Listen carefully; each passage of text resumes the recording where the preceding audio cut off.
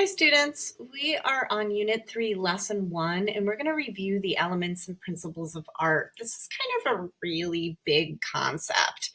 It's sort of the vocabulary we use, all the concepts we use to create art, and sprinkled in with the definitions of the vocabulary and with examples of the elements and principles, you will find little activities for you to do. Don't feel like you have to do all of them, but I would really spend some time going through this video and exploring it on your own.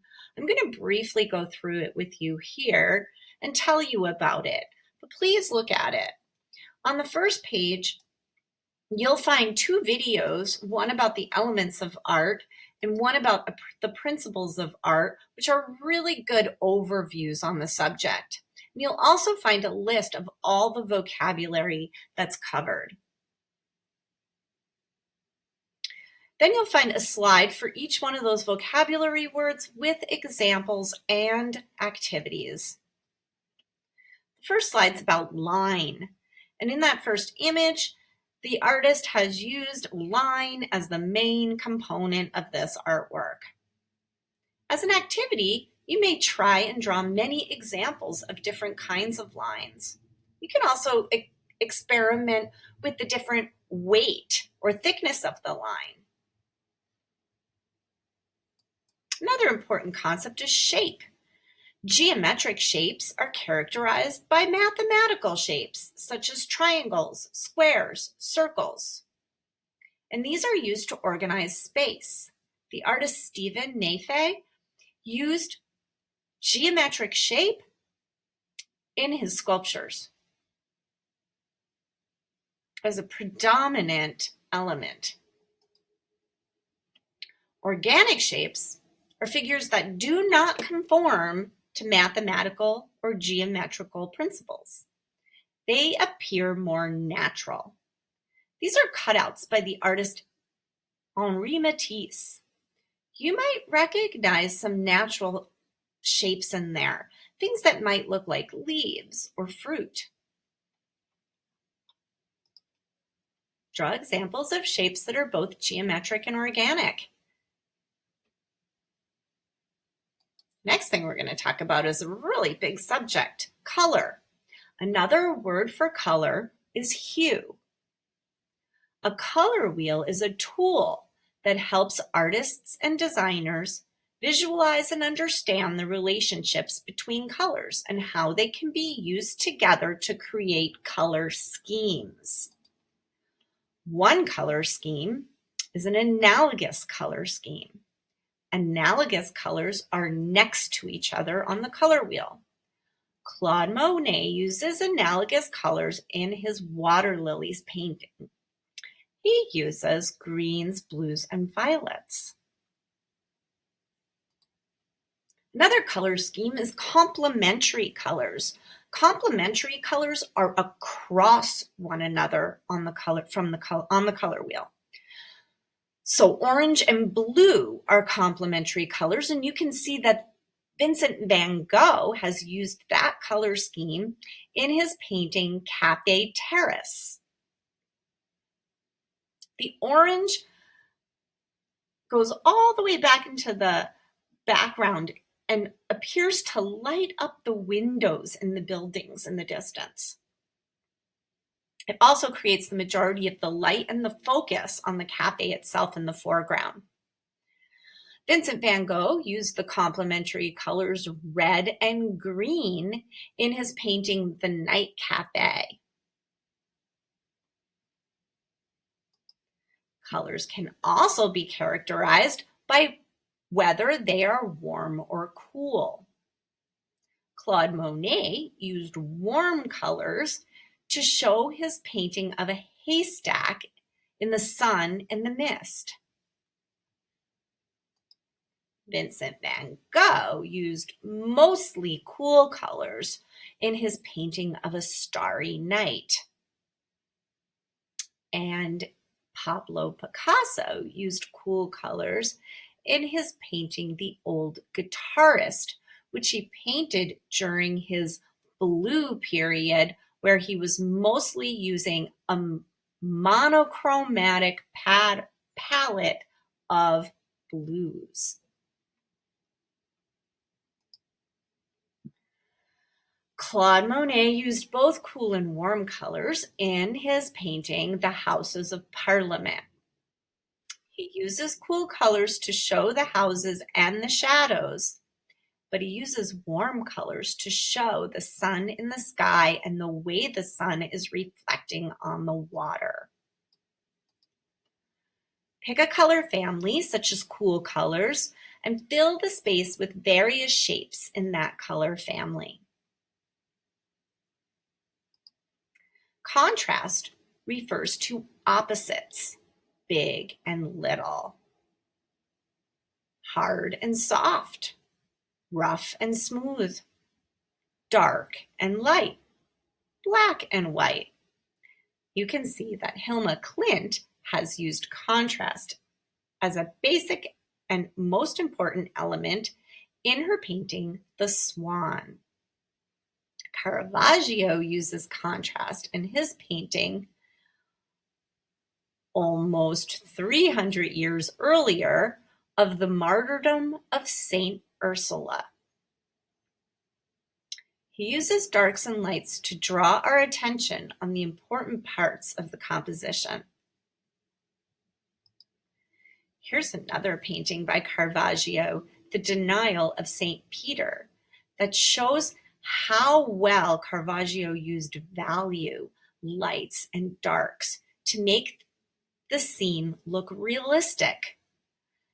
The figures look three-dimensional, and the light draws our attention and helps our eye move around the painting. Form is important in art, and you can see form in Fortunato di Pero's Nitrate at Speed. What does that look like to you? Take a second. Does it look like a rider on a horse? Nitrate is a compound of nitrogen and oxygen, and the artist may have been commenting on scientific discoveries at the time of the painting. Cut out pictures from magazines and different objects and sculptures that show form. There are two ways of thinking about texture. Texture can be an actual physical quality that you can touch, like in a weaving, where the viewer can actually feel texture. Or it can be a visual quality that allows you to see the texture, such as the fur in Albrecht Dürer's Young Hare. Albrecht Dürer created the texture in the fur using lines and value. I've included a fun texture song for you. Check it out. Cut out pieces of various items and glue them down. Pick items that have different textures, such as cardboard, magazines, and fabric. An artist can create harmony using color, shape and form, or texture. Claude Monet creates harmony by using analogous colors in his painting of water lilies. In the second picture, there's a pattern that has harmony, and the harmony is created by repeated shapes and forms. Shapes of the leaves and the forms of the fruit. In the third image, Vincent van Gogh uses texture in his painting of cypress trees. He uses the same brushstrokes and texture all over to create harmony. Some artists use all three: color, shape, form, and texture in their paintings.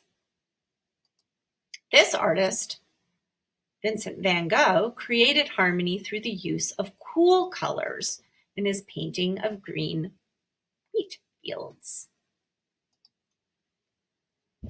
Unity and variety relates a great deal to harmony. Vasily Kandinsky creates unity by using the same shapes, squares and circles, over and over again. But he creates harmony by using a variety of colors. Andy Warhol uses a similar concept in his prints of Marilyn Monroe, where he repeats the portrait of Marilyn over and over, but instead of it all being the same, he creates variety with his use of color. Create a drawing with the letters of your name. Show unity in the shapes of the letters and variety in the colors you use, and assess whether your design achieved harmony. Emphasis is making a focal point, making something stand out. You can see emphasis in Alexander Calder's saucers skirting a planet. The saucers are all the same. There is some depth created by making some of them smaller in the background. Then the planet is much larger and a different color, which really draws your attention. It's the only orange and yellow thing. Jean-Francois Fragonard uses a similar idea 200 years earlier in his painting The Swing. The colors all around the painting are sort of blues and greens, cool colors that are darker, except for the central figure in the image, which is a bright pink and draws your attention and creates emphasis on that figure. Draw one shape that's either organic or geometric and fill the area around that shape with the opposite type of shape. By contrasting the two shapes, you can create emphasis. Space is an important concept, and artists talk about two kinds of space: negative space and positive space. In M.C. Escher's Sky and Water, the positive space at the top of the painting are the birds. But as you go down, the positive space turns into the negative space, and the positive space becomes the space in between those bird shapes and starts to become a fish. Negative and positive spaces used often in logo design.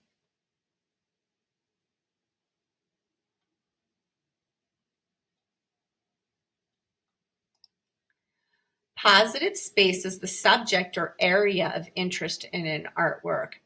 And in Ilana Hunter's fragments, she's drawing your eye to the positive space by using detail, value, and it's obvious where she wants you to look.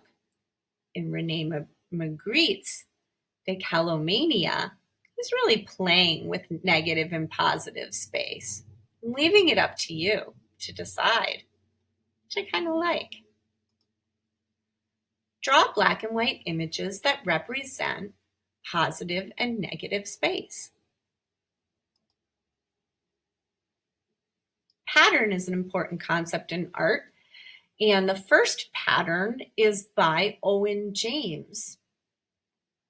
It's sort of a tessellation where all the shapes fit together, like in a mosaic or a tile work.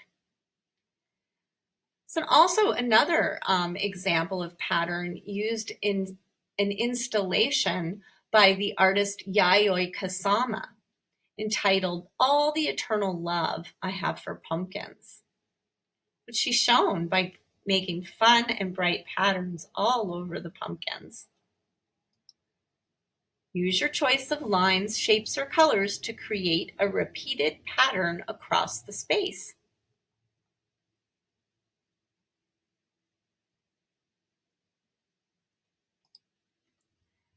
Proportion. There are lots of ways to show proportion in art. One way relates to composition. Artists will often divide their picture plane into 3 areas, vertically and horizontally. Where those lines cross is where they put the most interesting parts of the image. You can see that illustrated in the first figure there. The lines divide the space, and where they cross is where the artist, the photographer, has placed the figure. The Greeks were well aware of this rule of thirds, and they applied it to architecture. In this architecture building, the roof of the building is 1/3 the size of the whole front of the facade. The Greeks called this the golden rectangle, or the golden mean. There's also proportions in the human head and in the human figure, which are really helpful when you are learning to draw the figure. Make a collage of a face that is out of proportion. Find a magazine and cut different facial features from the advertisements and pictures in the magazine. Make sure they're not all the same size face and arrange the mismatched facial features to make a face that's not in proportion. Rhythm is the sense of movement in art. Movement is often created through repetition, through line. You can see how repetition and line create sort of a sense of rhythm in Carl Blossfeld's photograph of Fiddlehead Ferns, or in Andy Goldsworthy carefully broken pebbles scratched with another stone.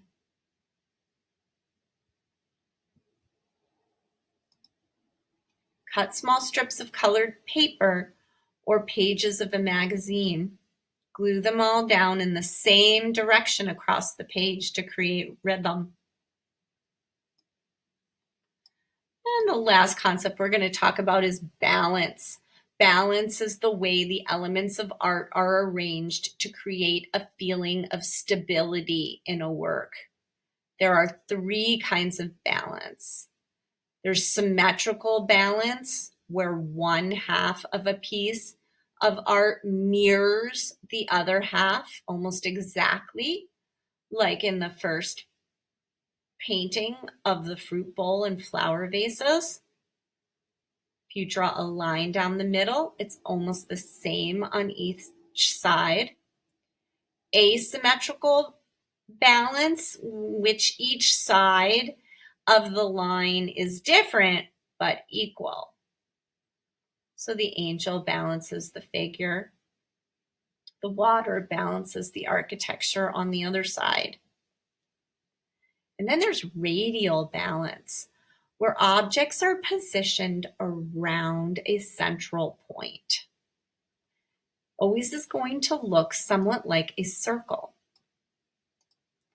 Pick either radial symmetrical or asymmetrical balance, and use paint, crayon, marker, or oil pastels to create a design that represents one of those types of balance. I hope you have fun exploring this slideshow. Please take your time with these concepts. They really are the essentials of visual art. So the better you understand them, the more easy it will be for you to communicate your artistic preference and for you to use these concepts in your own art. Thanks and have a great day.